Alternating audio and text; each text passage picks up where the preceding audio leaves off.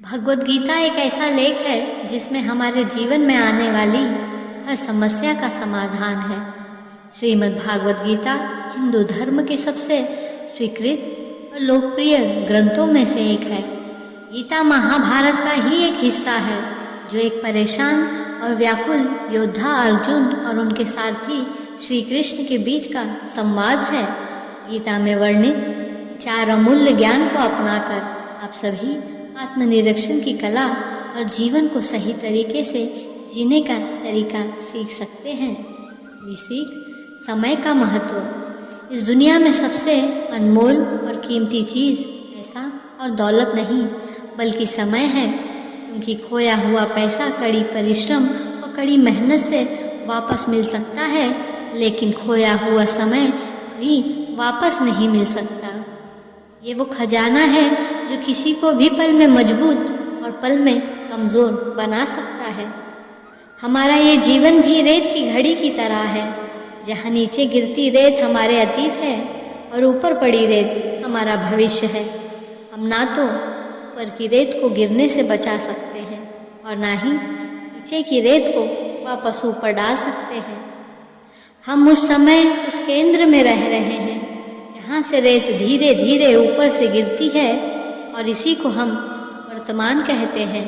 यानी हम सभी के पास जीने के लिए यह एक पल है जिसे हम या तो अतीत का शोक मनाते हुए बिता सकते हैं या आने वाले समय की प्रतीक्षा करते हुए बेचैनी और गुस्से में से बर्बाद कर सकते हैं। लेकिन हमें जो कुछ भी करना है उसके लिए बस एक पल है। अगर हम आने वाली सही समय की प्रतीक्षा करते रहेंगे तो यह निरंतर क्षण भी अतीत में बदल जाएगा। इसलिए जीवन में कुछ भी करने की प्रतीक्षा न करें। आज के पल को ही पूरी निष्ठा और ईमानदारी के साथ जिए, क्योंकि समय का सदुपयोग हमेशा प्रगति की ओर ले जाता है। जीवन में ये कभी ना भूले कि जो हमने आज हासिल किया है वो हमेशा हमारे पास रहेगा। जो आज हमारे पास है वो कल हमारा नहीं होगा। इसलिए समय का सम्मान करना चाहिए और उसका सही उपयोग करना चाहिए, क्योंकि समय सबसे शक्तिशाली और मूल्यवान है। दूसरा सीख, संदेह से ऊपर उठकर चीज़ों को स्वीकार करें। हमारा जीवन एक कार की तरह है और संदेह उस कार में ब्रेक की तरह है। अक्सर ब्रेक का उपयोग करके हम गलत दिशा में जाने से बच सकते हैं, लेकिन अगर हम हर समय ब्रेक पर अपना पैर रखेंगे कार आगे बढ़ेगा ही नहीं। उसी तरह जीवन में हर वक्त हर चीज़ पर संदेह करके हम कभी भी सही निर्णय नहीं ले पाते हैं और जीवन में पीछे रह जाते हैं।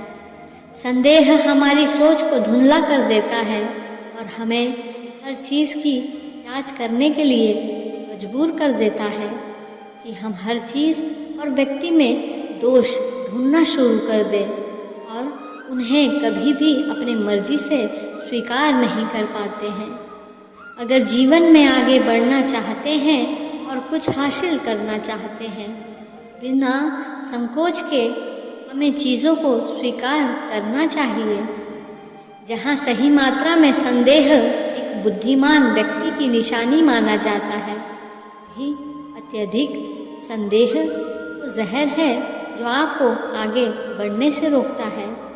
इसलिए चीज़ों और लोगों की कमियों और कमज़ोरियों की तलाश करने के बजाय न केवल स्वीकार करें बल्कि उनकी ताकत और सकारात्मकता को भी अपनाएं, क्योंकि जो व्यक्ति हर चीज़ पर संदेह करता है उसे वास्तविक सुख नहीं मिलता। इसलिए अब से अपनी शंकाओं पर संदेह करें, अपने विश्वासों पर विश्वास करें, क्योंकि वास्तविक सुख केवल उस पर विश्वास करने से मिलेगा, संदेह करने से नहीं। तीसरी सीख, विनाश की पहली सीढ़ी है अहंकार। क्या आप सभी ने कभी सोचा है कि यह हम खुद नहीं बल्कि कोई और है जिसने हमें इस दुनिया में लाया है? दुनिया में आने के बाद हमारा नाम रखने वाला कोई और है और जो कुछ हमने जीवन में कमाया है वो भी कल किसी और का होगा।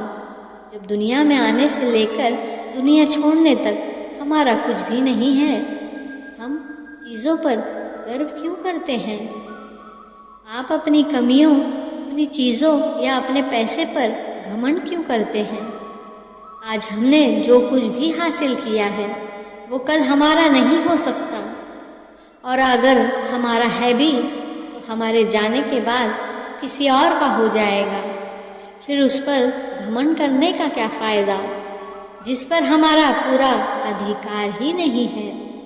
जो लोग अपनी कमियों और अपने धन को अपना स्वाभिमान समझकर दूसरों को नीचा दिखाते हैं, वे अक्सर भूल जाते हैं कि जिस धन और प्रसिद्धि को वे गर्व से अपना होने का दावा कर रहे हैं वास्तव में उनका नहीं है। अगर किसी और को अपनी मिली सफलता से छोटा दिखाया जाए तो सफलता नहीं बल्कि विनाश की सीढ़ी है। घमंड और अहंकार हमारी सोच को दिशाहीन बना देता है और हमें बर्बादी की ओर ले जाता है।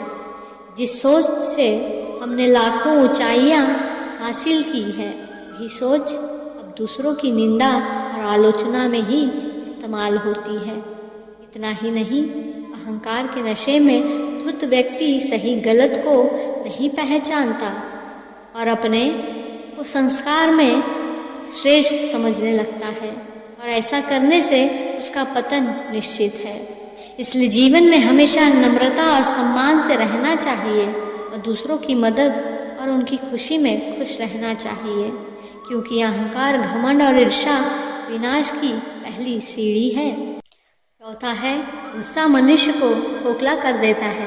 जीवन में कभी न कभी हम सभी ने गुस्से में किसी को भला बुरा कहा ही होगा, गुस्से में चीज़ें दिया होगा या सामान। तो यह क्रोध क्या है जो हमें सब करने के लिए मजबूर करता है जो हम नहीं करना चाहते हैं। गीता के अनुसार क्रोध वो भाव है जो व्यक्ति को धीरे धीरे भीतर से खोखला कर देता है।